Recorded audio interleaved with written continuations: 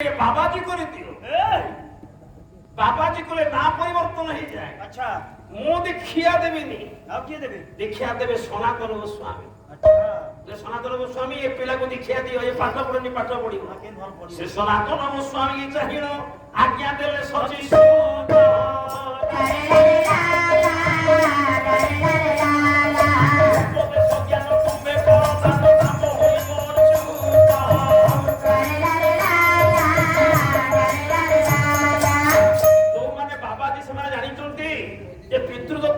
ଗୋଟିଏ ଅକ୍ଷର ମୂଳ ଅକ୍ଷର ରହିବ। ନା ଥିଲା ଅଗଣୀ ଅକୁ ରଖି ସେଦିନ ନିଜେ ଚୈତନ୍ୟ ମହାପ୍ରଭୁ ଏ ପିଲାର ନାମକରଣ କଲେ ପଣ୍ଡିତ ଅଚ୍ୟୁତ ଜେଜେ ଗୋପୀନାଥ ମହାନ୍ତି। ବାପା ଖୁଟିଆ କାମ କରୁଥିବାରୁ ଦୀନବନ୍ଧୁ ଖୁଟିଆ, ପୁଅ ବାବାଜୀ ହବାରୁ ସମ୍ପୂର୍ଣ୍ଣ ନାଁ ହେଇଗଲା ଅଚ୍ୟୁତାନନ୍ଦ ଦାସ। ଦାସ ହେଇଗଲା ସେଇଠି। ତେଣୁ ଆଜି ଚୈତନ୍ୟ କହିଲେ ଏ ଦିନା ତୁ ଘରକୁ ପଳା, ତୋ ପୁଅ ମୋ ପାଖରେ ରହିବ। ବାବାଜୀ ହେଇଛି ସେ ସମୟ ଅନୁସାରେ ତୋ ପାଖରେ ପହଞ୍ଚିବ। ଦୀନବନ୍ଧୁ 12 ବର୍ଷର ପୁଅକୁ ଚୈତନ୍ୟ ମହାପ୍ରଭୁ ପାଖରେ ଛାଡି ଦେଇକିରି ତିଳଘୋଡ଼ା ପଡେ। ଇଏ ପୁଅ ଚୈତନ୍ୟଙ୍କ ସ୍ପର୍ଶରେ ଆସିଲା ଯେତେବେଳେ ଯୋଉ ପିଲାଟା ଖଡି ଛୁଇଁ ନଥିଲା ସେ ପିଲାଟା ହେଇଗଲା ମହାଜ୍ଞାନୀ। ଦେଖିଲେ ବହୁତ ତତ୍ତ୍ୱ, ବହୁତ ଭଜନ। ତା ଭିତରେ ତାଙ୍କର ମୂଳ ଲେଖା ହଉଛି ଶୂନ୍ୟ ତତ୍ତ୍ୱ। ଶୂନ୍ୟ ତତ୍ତ୍ୱ ଭଲ। ଶୂନ୍ୟ ତତ୍ତ୍ୱ ଭଜନ କଣ? ଗୋଟିଏ ନମୁନା ଖାଲି ଦଉଛି। କହିଲେ ଦିଅ ଦେଖି ଯିବା ଗୋ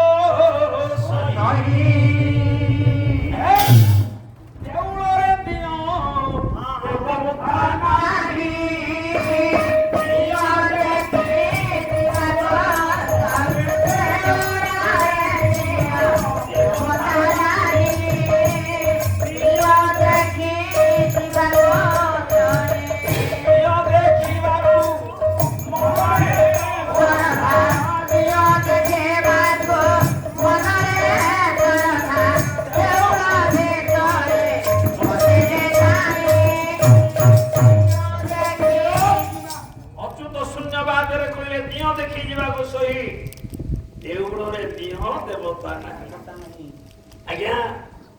ଦେଉଳ ଭିତରେ ଆମେ ଦିଅକୁ ରଖିପାରିବାନି, କାରଣ ପରମ ଶକ୍ତିମୟୀ ମା ଯାହାକୁ ଦୁନିଆ ଅଣ୍ଟୁନି ତାକୁ ଏ ପଥର ଘର ଭିତରେ ଆମେ ରଖିପାରିବା। ତେଣୁ ମଳରାମ ଦାସ ସବୁ କଥାକୁ ସମର୍ଥନ କଲେ। କହିଲେ ଦିଅ ଦର୍ଶନ କାଠ କି ପାଷାଣ, ଗଙ୍ଗା ଦର୍ଶନ ପାଣି।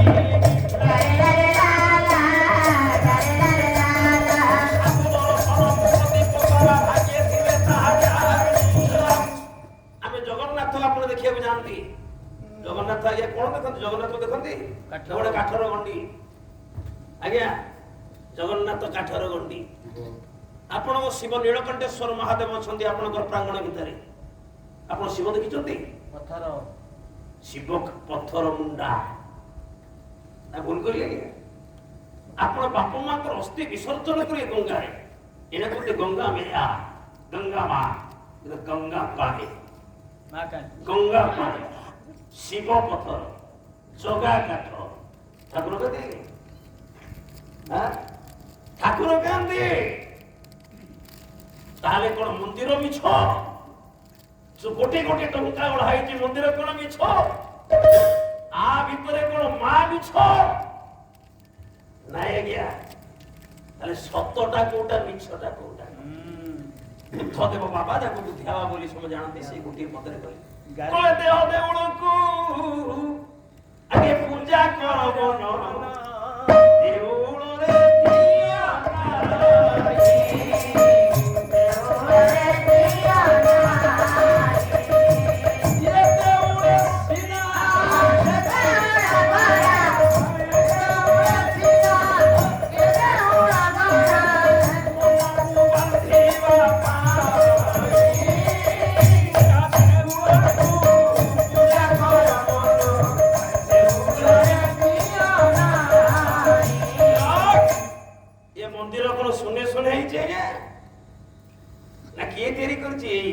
ମଣିଷ ତିଆରି କରିଛି ଦେଉଳ।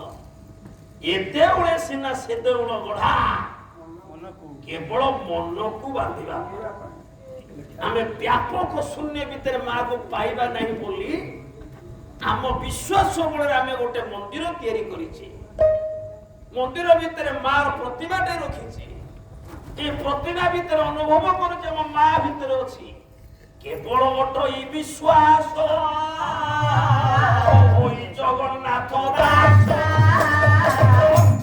এই কাঠ ভিতরে আমি অনুভব করার যোগা আছে। এই পথর মুন্ডা ভিতরে নীলকণ্ঠেশ্বর অছন্তি। এই মাতৃ প্রতিমা ভিতরে পথর প্রতিমা ভিতরে আমার মা সারদা অছন্তি। এইটা আমার বিশ্বাস। আমার কথা আছে মানিলে ঠাকুর মানিলে পথর। এনা নাই হ্যাঁ প্রকৃত কথা। তেণু অচ্যুতানন্দ শূন্যবাদ ঘোষণা কলে কলে ইয়ে বড় দেউলটা 8 থর ভাঙিলানি রে। ইয়ে বড় দেউল শত বড় দেউল নয়। ইয়ে জগা থরে আজ্ঞা 144 বর্ষ সোনপুরে পাতাড়ি করিদেলে তর্কি খার আক্রমণ বেলে। শঙ্করাচার্য উদ্ধার কলা বেলু জগন্নাথ মাটি খাইগলা। গোড়া পাহাড় সেদিন ঘোষারি ঘোষারি গোড়া ফোড়া পছরে সমুদ্র কূଳରେ নেই পড়িলা। যদি জগা তাকে মাটি খাইলা কাହିଁକି? যদি জগা ତାକୁ ନିଆଁ ପଡିଲା କାହିଁକି? ତା ମାନେ ପ୍ରକୃତ ଜଗା କୋଉଠି ଅଛି? ପ୍ରକୃତ ବଡ ଦେଉଳ କୋଉଠି? ଲେଖିଲ ଅଛି ତ କହିଲେ ବଡ ଦେଉଳ ବୋଲି ଯାହା ନିଶ୍ଚୟ ଏ ତୋରି କାଳିଆ ଏ ଦେହେ ଜଗନ୍ନାଥ ହରି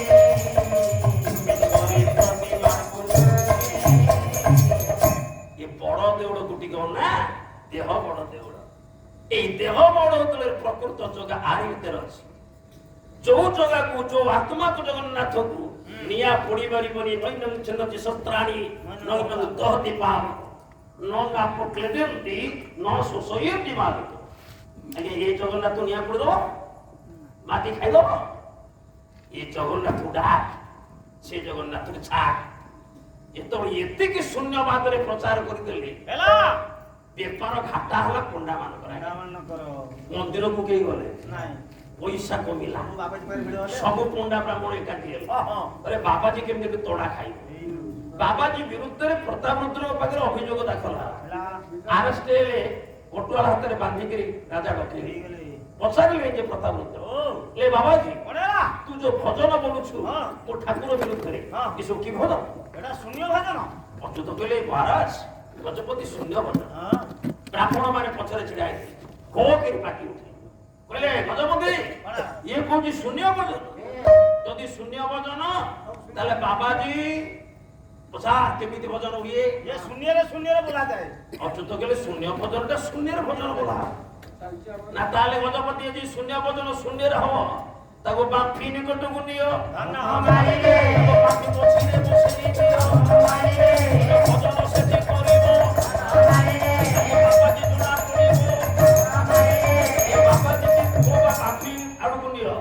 ବାମ୍ଫିଟା ଶୂନ୍ୟ ମଝିଟା ତା ବାବାଜୀ କୁ ସେଇ ଶୂନ୍ୟରେ ବସିକିରି ଯଦି ଭଜନ ଶୂନ୍ୟ ଶୂନ୍ୟ ବୋଲିଦେଲା ତା ବାବାଜୀ ପୁଣି ଠିକ ତା ଭଜନ ଠିକ ଅଛି। ଗଜପତି ପଚାରିଲେ ଆମ ପୁରୀରେ ବଡ ବାମ୍ଫି କୋଉଠି? ନା ଭେଟକରା ଯୋଉଠି ସୁନାର ଗୋରା ସେଇଠି ବଡ ବାମ୍ଫି ଅଛି। ବ୍ରାହ୍ମଣ ମାନେ ଗଲେ, ଗଜପତି ଗଲେ, ମନ୍ତ୍ରୀ ମାତ୍ୟ ଗଲେ, ବାବାଜୀ ବନ୍ଧା ହେଇଛନ୍ତି ଅଚ୍ୟୁତାନନ୍ଦ ଆଜ୍ଞା ସିଏ ବି ଗଲେ। ଆଜ୍ଞା ଗଜପତି ଡାକିଲେ ଅଚ୍ୟୁତ ଏଇ ଯୋଉ ବଡ ବାମ୍ଫିଟା ଅଛି ଆ ମଝିରେ ବସିକିରି ଭଜନ ପଟା ପକାଅ। ବ୍ରାହ୍ମଣ ମାନେ ଚିନ୍ତା କରିଦେଲେ ମଝିରେ କଣ ଲୋକ ବସି ପାରିବେ କି? ଗୁଣକିରି ଗଳି ପଡିବ ଏକାଥରେ ବାବାଜୀ ହରିଓଙ୍କ ଦର୍ଶନ ହବ ଏଇଠି କହିବ କଣ୍ଟା ଯିବ। କିନ୍ତୁ ସେଦିନ ନିଜର ଅନୁଭୂତି କଥା ନିଜେ ଲେଖିଛନ୍ତି ଅଚ୍ୟୁତାନନ୍ଦ। କହିନା ହଉଛି ଶୂନ୍ୟ ସଂହିତା। କଣ କହିଲେ? କହିଲେ ଶୂନ୍ୟ ପରେ ବସି ଧ୍ୟାନ ମୁଁ କଲି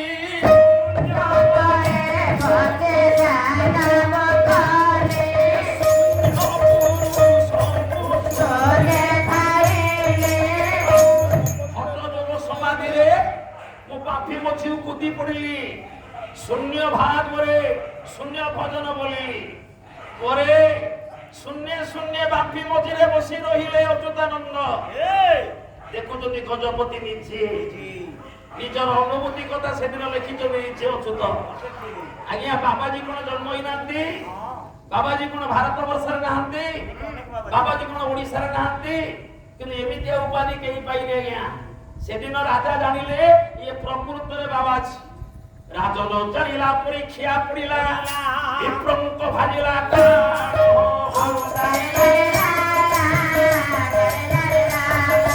ମହାପୁରୁଷ ବୋଲିର ହାତ ଯୋଡି କାঁଧେ ପଡିଲେ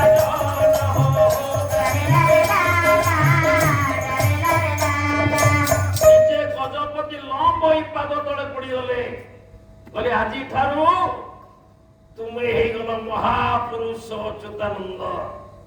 ये महापुरुष उपाधि कौनसी बाबा जी पूर्ण पाइले पाइले अच्युतानंद आज्ञा परे जागाटा लिखि देले ना रे बाबा जी ए जगह आज तो ए पर्यंत जदि आपण केबे पुरी जिबे से बाफी भी ए पर्यंत अछि से बाफी ए पर्यंत बड़ बड़ अक्षर लिखाई छी कोन अच्युतंक परीक्षा बाफी लिखा छै। अच्युतंक प्रथम मठ अरे गोपाल मठ से एरिया परे ये तोर बाबाजी को उद्देश्य साधन हैला हैला दे आज्ञा बोले अरे ये केमिति जीव बाटो कोहे तोलो को भी तो थोई देले बाबाजी छाड़ी के बाबाजी छाड़ी के पड़े बोले ता पर दिन तो आसे मंदिर प्रदर्शन करी बसे कल्पवट बोले देखिवा आसुसी आज आसु ता पर दिन अच्युतानंद जेतले जगन्नाथ दर्शन सारी बेड़ा परिक्रमा करी कल्पवट मूले जाई कि बटगणेश पाखरे बसिछन सेतबेले बाबा जे ब्राह्मण मान तो एकाटी हेले समते मिली मित्र तो हेई एकाटी हेई बाबाजी के मात्र माई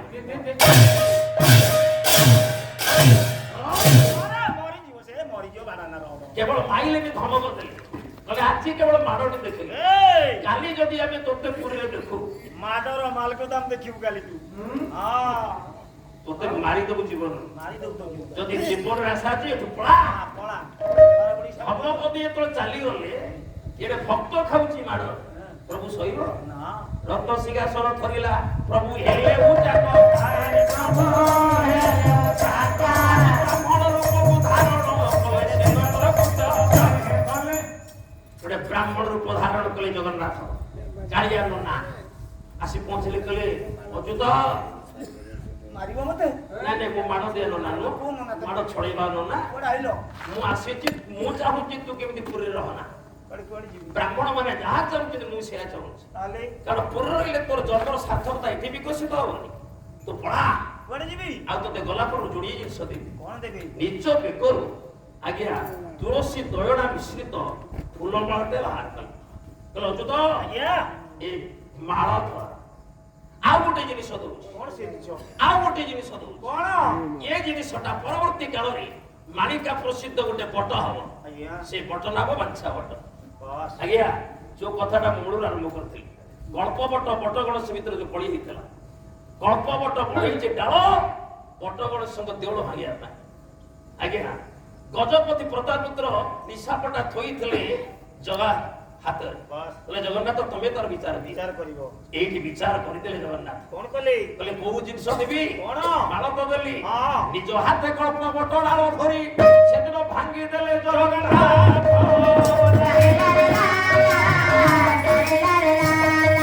बोले आउ तो पड़ी मुकेरा बहिला मोर सब हाथ उठी गला ऊपर जो डालटा पडुची बटगण संग देउळ भागिया पाई जगन्नाथ निज हाथ रे से डाल को भांगी देले ताको क्षुद्र करी देले अच्युत गोचुत ने आज्ञा आपण देखिबे से डाल इपर्यंत भग्न आगिर अछि आज्ञा राणो देले जगन्नाथ कल्प बीती जीवो हेला ए डाल रे पतर भी कोळिबनी ए आपण डाल भांगी ते पतर कोळिबनी हां तो सेते थुंडा जे पतर भी कोळिबनी आपण देखिबे तेणु से डाल माल धरी तू जा कोडे जीवी ना कोठी जीवी आ चित्रगीत निज तटे तटे तू ही जीवो तटे तू ही जीवो याते तटे तू ही जीवो ओळे बामाळा स्ताते केडाला पतिता चित्रगीत गले चित्रपळा उत्कळर गंगा तारी कोळे कोळे आज्ञा चोटी माळा मोडी सेठी डालटा गति देखो ଆଜ୍ଞା ମାଳ ଡାଳ ଧରି ଚାଲିଲେ। ବହୁତ ଦିନ ପରେ ଗୋଟିଏ ଜାଗାରେ ଦେଖିଲେ ଯେ ଫୁଲ ମାଳ ମୋଳି ଯାଇଛି। ଆଗକୁ ଆଉ ଗଲେ ସେଇଠି ଡାଳଟା ପୋତିଲେ। ଯେତେବେଳେ ଡାଳ ପୋତି ଦିଅନ୍ତି ସେ ଜାଣିନାହାନ୍ତି ଜାଗାଟା କାହା। ନ ଜାଣନ୍ତି ସେ ତ ମୁସଲମାନ ସ୍ଥାନ 12 ମାଣ 12 ଗୁଣ।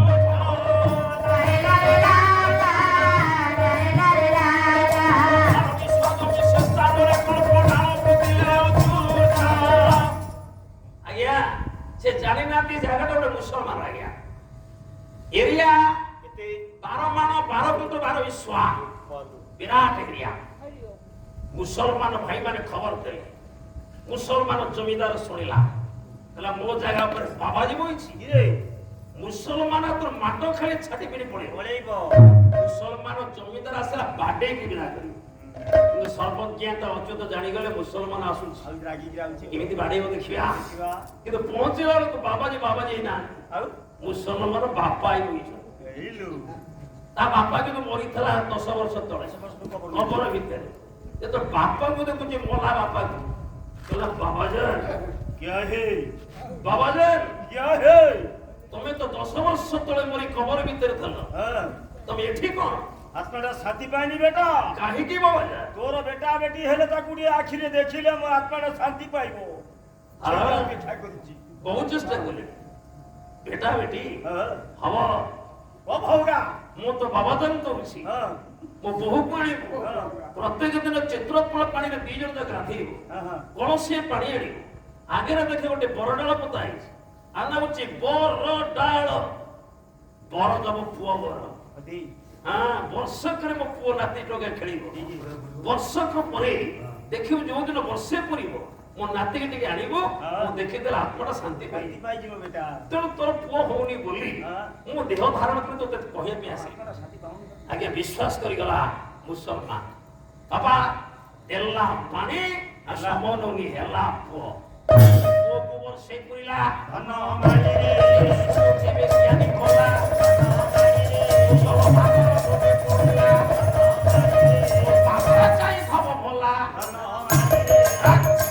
ମୁସଲମାନର ପୁଅ ହେଇକିରି ପୁଅକୁ ବର୍ଷ ହେଇଗଲା। ମନେ ପଡିଗଲା ବାବା ଯାଇଥିବ ସେ ବରଗଛ ମୂଳେ। ସେତେବେଳେ ବରଗଛ ପାଣି ପାଇକିରି ବଡ ହେଇଗଲା। ପହଞ୍ଚିଲା ବେଳକୁ ବାବା ଜାଣିନାହାନ୍ତି ବାବାଜୀ ଅଛନ୍ତି। ରାଗିଗଲା କହିଲା ବାବାଜୀ କଣ ହେଲା? ମୋ ବାପା ବସିବା ଜାଗା ବାପା ବସିଥିଲା ଏଠି। ହଁ ବାପା ତାଙ୍କର ନାତିକି ଦେଖିବି। ଆଚ୍ଛା ନାତିକି ଦେଖିବି ଆଉ ସେତେ ସମୟ ଅପେକ୍ଷା କରିପାରିବି। ବାବା କୁଆଡେ ପଛରେ ବୋଧେ ଆସିବି ମୁଁ କହିଦେବି କହିଦବୁ ମୁଁ ଆସିବି। କିନ୍ତୁ ଆଜି ମୋର ପୁଅର ଜନ୍ମୋତ୍ସବ। ମୁଁ କଣ କହିବି? କେତେ କୁଣିଆ ମୈତ୍ର ଆସିଛନ୍ତି ମତେ ବୁଝିବାକୁ କହିଦବୁ। ମୁଁ ବଡ ପୁଅ ଖୋଜୁଥିଲି। ତମ ନାଁ କଣ? ଆମେ 5 ପୁଅ। ମୁଁ ହଉଛି ବୁଢାର ବଡ ପୁଅ। ମୋ ନାଁ ହଉଛି ଅଚ୍ୟୁତ ଖାଁ। ଯେତେବେଳେ ମୁସଲମାନ କହିଲା ମୋ ନାଁ ଅଚ୍ୟୁତ ଖାଁ। ମୋ ନାଁ ବି ଅଚ୍ୟୁତି। ଆଜ୍ଞା ହସି ଉଠିଲା ଅଚ୍ୟୁତାନନ୍ଦ କହିଲେ ତୋ ନାମ ଅଚ୍ୟୁତି ମୋ ନାମ ଅଚ୍ୟୁତି ଏବେ ମୈତ୍ର ହୋଇଲୁ।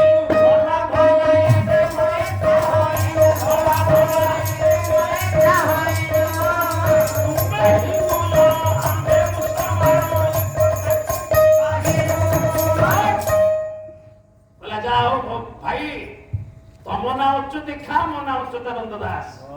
ନା ମିଶିଲେ ମୈତ୍ର ବସନ୍ତି। ଆଜିଠାରୁ ତମେ ହେଲ ମୋର ମୈତ୍ର। ଏତି କଥା ଅଚ୍ୟୁତାନନ୍ଦ କହିଦେଲା ବେଳେ ଅଚ୍ୟୁତିକା ଗର୍ଜନ କରି ଉଠିଲା। ତୁଟା ହିନ୍ଦୁ ମୁଟା ମୁସଲମାନ। ହିନ୍ଦୁ ମୁସଲମାନ ଭିତରେ ମୈତ୍ର ବସିବା ଅସମ୍ଭବ। କାରଣ ତମ ଧର୍ମ ଅଲଗା ଆମ ଧର୍ମ ଅଲଗା। ତମ ପୋଷାକ ଅଲଗା ଆମ ପୋଷାକ ଅଲଗା। ତମ ଉଚ୍ଚାରଣ ଅଲଗା ଆମ ଉଚ୍ଚାରଣ ଅଲଗା। ତମ ଆଚରଣ ଅଲଗା ଆମ ଆଚରଣ ଅଲଗା। ବିଶେଷ କରି ଖାଇବାଟା ବି ଅଲଗା।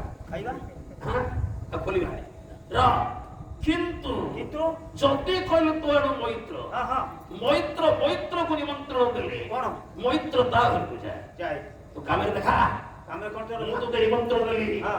କାଲି ଯଦି ମୋ ଘରକୁ ଯାଇ ମୁଁ ଦବା ଜିନିଷ ଖାଇବି 2 ଜଣ ମୈତ୍ର ସାଙ୍ଗ ହେଇ ବସିକି ଖାଇବା। ତାପରେ ତୁ ମୋର ମୈତ୍ର ମୁଁ ତୋର ମୈତ୍ର। ଗୋଟେ କଥା ମୁଁ କାଲି ପହଞ୍ଚିବି ଆଉ କଣ? ଅଚ୍ୟୁତ କହିଲେ ମୈତ୍ରୀ ମୁଁ ମୁହଁରେ କହିଛି ତମେ ମୋର ମୈତ୍ର। କାଲି ତମେ ଡାକିବ ଯିବିନି? ଯିବି ନା କିନ୍ତୁ ଗୋଟେ ସର୍ତ୍ତରେ ଯିବି। କହିଲେ ଯାହା ଦେବ ତାହା ମୁଇଁ ଖାଇବି ମୈତ୍ର।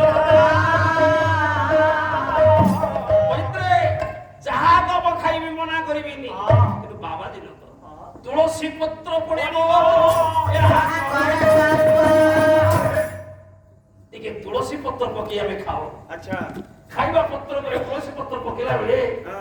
ମୈତ୍ରୀ ମନା କରିବନି ତମେ ତୁଳସୀ ପତ୍ର ପକା ନହେଲେ ବିଛୁଆତି ପତ୍ର ପକା ଆମର ଏ କୋଟି ତୁଳସୀ ପତ୍ର ମହିମା ବୁଝିବ ତାହେଲେ ଯୋଉ ପତ୍ର ପକଉଛ ପକା ହେ କିଛି କହିବା ତମେ ଖାଇବ କିନ୍ତୁ ଖାଇବାଟା ମୂଳ ହଁ।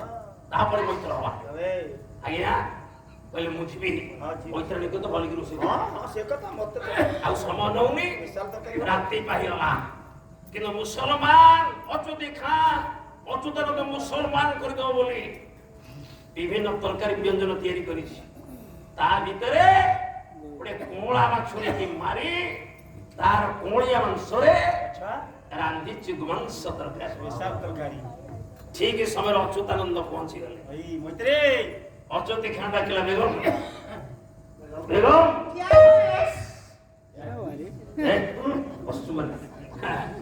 ମୈତ୍ରୀ ଆସିଗଲେ ହଁ ଏଥର ପତ୍ର ପକା ମତେ ବି ଭୋକ କଲା ଆଉ ସମୟ ନବାନି ଆଜ୍ଞା ମୁସଲମାନ ସ୍ତ୍ରୀ ପତ୍ର ପକେଇଲା ପତ୍ର ଲା ଖାନା ଲା ଯେତେବେଳେ ପତ୍ର ପକେଇଲା ତା ସ୍ୱାମୀ ପାଖରେ ଓଲଟା ପତ୍ର ପଡିବ ହିନ୍ଦୁ ନୀତିରେ ଅଚ୍ୟୁତାନନ୍ଦ ପାଖରେ ପତ୍ର ପଡିଲା ଏ ଦି ପତ୍ରକୁ ଏ ତାରତମ୍ୟ ଦେଖି ଅଚ୍ୟୁତି ଡାକିଲେ ମୈତ୍ରୀ ଇଏ କି ବାଗ କଣ ବାଗ ମୋ ପତ୍ର ପୁଣି ଏମିତି ତମ ପତ୍ର ପୁଣି ଏମିତି ଆମର ଉଲ୍ଟା ବା ନାଇଁ ନାଇଁ ଆମ ଧର୍ମରେ ଅଛି ଓଲଟା ହଁ ଓଲଟା ଓଲଟା ବା ଯେବେ ହେ ମନ ହେଲା ଗୋଟା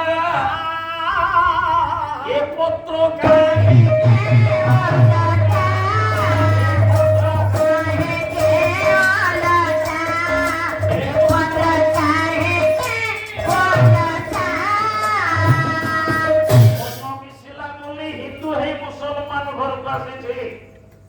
ମୁଁ ଖାଇବା ପାଇଁ ମୈତ୍ର ହିସାବରେ ହଁ ମୋ ପତ୍ର ଏମିତି ତମ ପତ୍ର ଏମିତି ଓଲଟା କାହିଁକି ଧର୍ମରେ ଅଛି ମନ ତ ଗୋଟାଏ ହେଇଗଲାଣି ନା ପତ୍ର କାହିଁକି ଓଲଟା ମୁସଲମାନ କଲେ ଆମ ଧର୍ମରେ ଅଛି ନା ନା ତମ ଧର୍ମ ମତେ କୁରାନରେ ନାହିଁ ଆଉ ତମ ଭୌଗୋଳିକ ପରିସ୍ଥିତି ବାଧ୍ୟ କରୁଛି ଓଲଟା ପତ୍ର ଖାଇବା ପାଇଁ ଭୌଗୋଳିକ ପରିସ୍ଥିତି କଣ? ଅର୍ଥାତ୍ ମକ୍କା ମଦିନାରେ 467 ଖ୍ରୀଷ୍ଟାବ୍ଦରେ ହଜରତ ମହମ୍ମଦ ସୃଷ୍ଟି କଲେ ମୁସଲମାନ ଧର୍ମ ଆଚ୍ଛା ବା ଇସଲାମ ଧର୍ମ ସେଠି ଆପଣ ଜାଣିଛନ୍ତି ସମସ୍ତେ ଯେ ଆରବଟା ହଉଛି ମରୁଭୂମି ଅଞ୍ଚଳ ସେଠି ବାଲୁ ଝଡ଼ ହୁଏ ବାଲି ଝଡ଼ ତଦ୍ୱାରା ଯୋଉ ଗଛପତ୍ର ଅଛି ବହୁଳ ଭାବରେ ଝଡ଼ ବାଲିଆ ଉଡ଼ି ଉଡ଼ି ବହୁଳ ଭାବରେ ତା ଉପରେ ସବୁ ଜମିଥାଏ ସେଠି ପାଣି ମିଳେ ନା ଯାହା ମିଳେ ପାଣି ତେଲ ମିଶା ପାଣି ତାକୁ ଯଦି ଆମେ ମଇଳା ଧୋଇବା ଖାଲି ଚିକିଟା ହବ ଏମାନେ ଭାରତର ପାଣି କିଣିକିରି ପିଅନ୍ତି ଗୋଟେ ପତ୍ର ସଫା କରି ଯେତିକି ପାଣି ଜାଳିବ ଆମର ଆଜ୍ଞା ସାରେ ବାସନ ହେଇଯିବ କଂସା ବାସନ କିନ୍ତୁ ମୁଁ ଯଦି ଅଚ୍ୟୁତାନନ୍ଦ କହିଲେ ମୁଁ ଯଦି ତମ ଆରବକୁ ଯିବି ମୁଁ ବି ଓଲଟା ପତ୍ର ଖାଇବି କାରଣ ତଳ ପତ୍ରରେ ବେଶୀ ମଳି ନଥାଏ ସେମାନେ ଗାମୁଛାରେ ପୋଛିକିରି ଖାଆନ୍ତି ନା ନାଇଁ ତେଣୁ ଏଠି ତ ନଦୀ ମାତୃକା ଦେଶ ଏଠି ତ ପାଣିର ଅଭାବ ନାହିଁ ମୈତ୍ର ତମେ କେ ଓଲଟା ପତ୍ର ଖାଉଛ ଠିକ କଥା ଏ ମୁସଲମାନ କହିଲା ହଁ ଇଏ ବି ଗୋଟେ ଠିକ ହଁ କହିଲେ ଆଚ୍ଛା ହଉ ଆଜି ଦିନଟା ପଡିଯାଉ ଦେଖିବା କାଲି ଇଏ ତ କାଲି ସକାଳେ ମୋ ପାଇଁ ପୁଣି ଓଲଟା ପତ୍ର ସେ ଖାଇବ ଏ ତ ମୁସଲମାନ ହେଇସାରିଥିବ ପତ୍ର ପଡିଲା ବେଗ ପାଡ଼ିଲା ଭାତ ଡାଲି ତରକାରୀ ସନ୍ତୁଳା ଇତ୍ୟାଦି କିନ୍ତୁ ଶେଷରେ ଯେତେବେଳେ ଗୋମାଂସ ତରକାରୀ ଥୋଇଦିଏ ଚମକି ପଡ଼ିଲା ଅଚ୍ୟୁତାନନ୍ଦ କହିଲେ ଇଏ କଣ ମୋ ପତ୍ରରେ ଗୋମାଂସ କିନ୍ତୁ କହିପାରୁନାହାନ୍ତି ସତ୍ୟ ଅଛି ଯାହା ଦେବେ ତା ଖାଇବି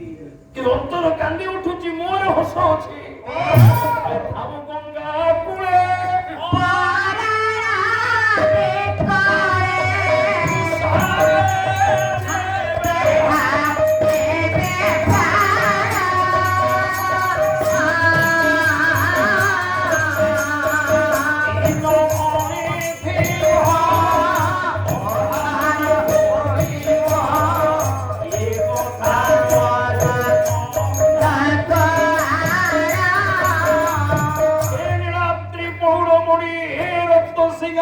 ମୌଡ଼ମଣି ହେ କାଳିଆ ସାମନ୍ତ ମୁଁ ସତ୍ୟ କରିଛି ମୈତ୍ରୀ ଯାହା ଦେବେ ତା ଖାଇବି ମୈତ୍ରୀ ଥୋଇଛନ୍ତି ଗୋମାଂସ ଯଦି ଗୋମାଂସ ମୁଁ ଖାଏ ये बाबा जी रही परिव तो ए कोला शांति किंतु सत्य हराइबिनी आज मैत्र देइतिबा गोमांस मु खाइबी किंतु काली सकाळे तोरी नीलचक्र को चाहे मो कतिर आत्मविसर्जन करिदेवी शांति मनोबुद्धि स्थिर हो गला आज खाइबी काली मरिबी मुसलमान डाकिला मैत्री चाहिछ कोन हाथ चला मते भोक कलानी ये सांगे सांगे आरंभ कर और जय जगन्नाथ कही चलू को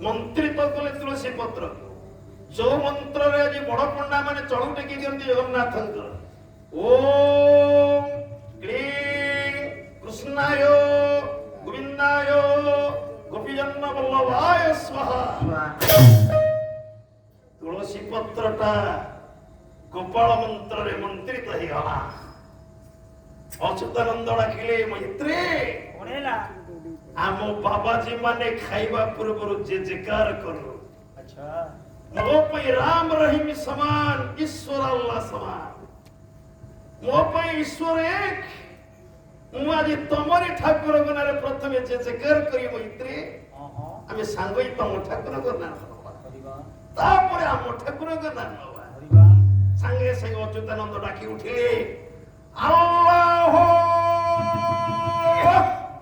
अकबर खुशी ही गला मुसलमान गला मुसलमान हे असे अल्लाह अकबर कहले एतर अच्युतानंद कहले मैत्रे ओनेला मो ठाकुर गला टिके नियो मो ठाकुर एठी आपण मानकर आगरे अच्युतंकर परीक्षा मोरे असो भीतर कांदुछि सते कोन कालिया को डाक सुनी परी যদি আজি মু মুসলমান ঘরে গোমাংস খাই দিয়ে এই অচ্যুত বাবা যে রহিব তো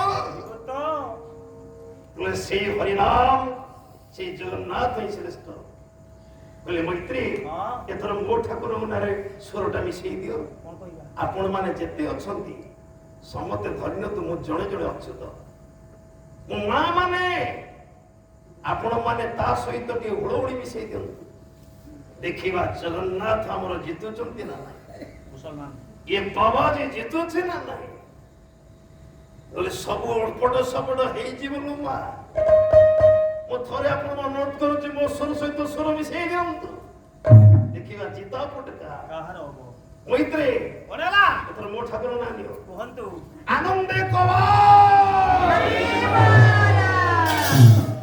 मा बुळुणी हेलानी बुळुणी हरे जीव जगन्नाथ हरे जीव अच्युत अरे हे आउ थरे आनंदे कवा हरि बोल कोई तुलसी पत्र पत्रे पकाते सोरागे पत्र पकाते सोरागे हरि बोल कोई मंत्री तो तुलसी पत्रटा को गोमांस ऊपर पकई देई अच्युतानंद आश्चर्य हरिनामर महिमा तुलसी पत्र महिमा गोपाल पत्र महिमा ओहो हम्बा हम्बा रबो देई बश्च करी देही पळाइला बेगे माजी सुनुथोता बापा कथा बापार करामती केते जी मा सुनुथबो सांगे सांगे कोळा बछुरीटा जीवंत हे उठिला हम्बा हम्बा रबो करी दौड़ी जाउछि त मा पखकु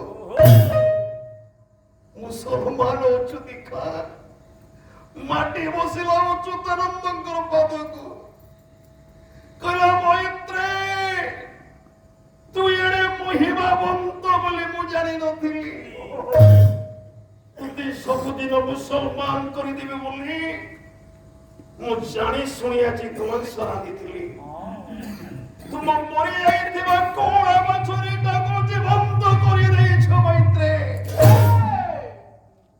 जो जागा पर एते चक्रांत मैत्रे आजी ठारू 12 माण 12 गुंठ 12 विश्व आजी ठारू हेला तो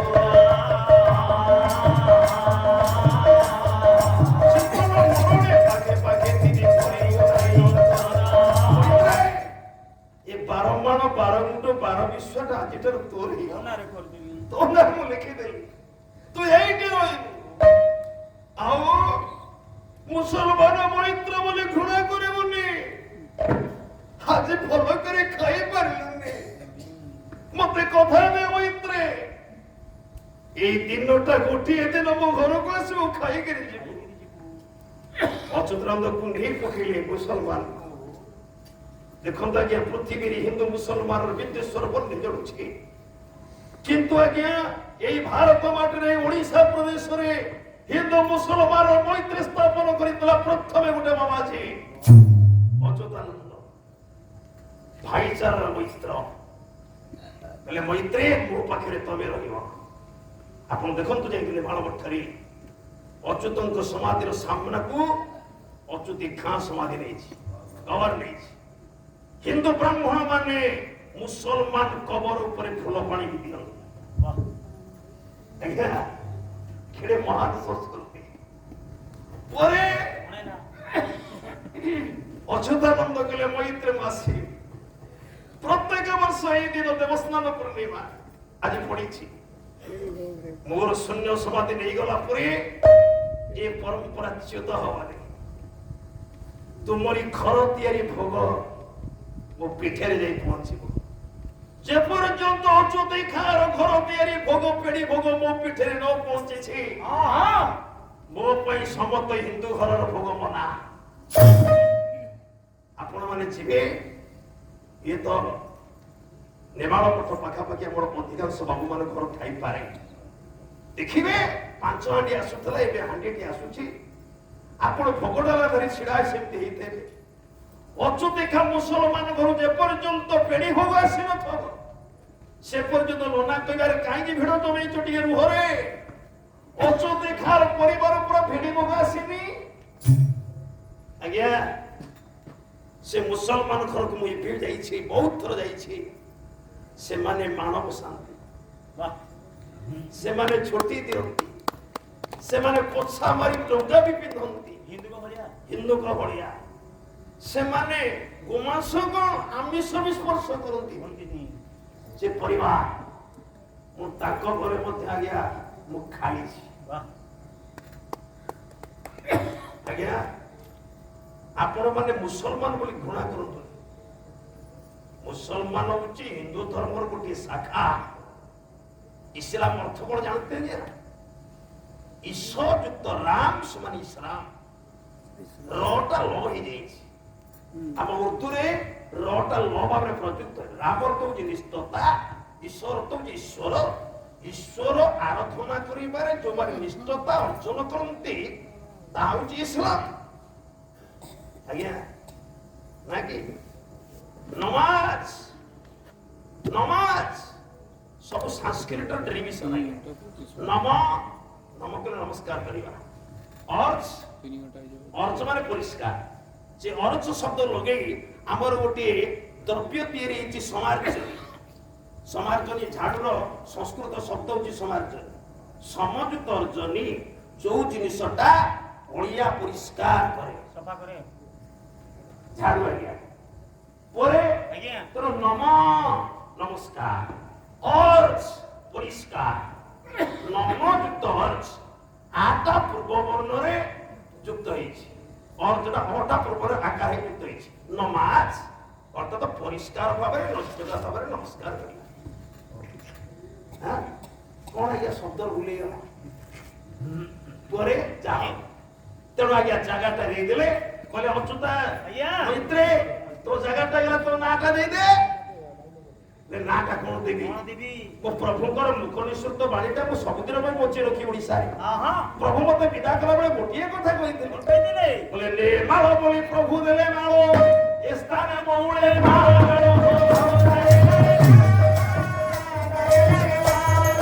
ଆଜି ଥାର ପାଏ ସ୍ଥାନ ନାମ ଏବେ ହୋଇ ମୋର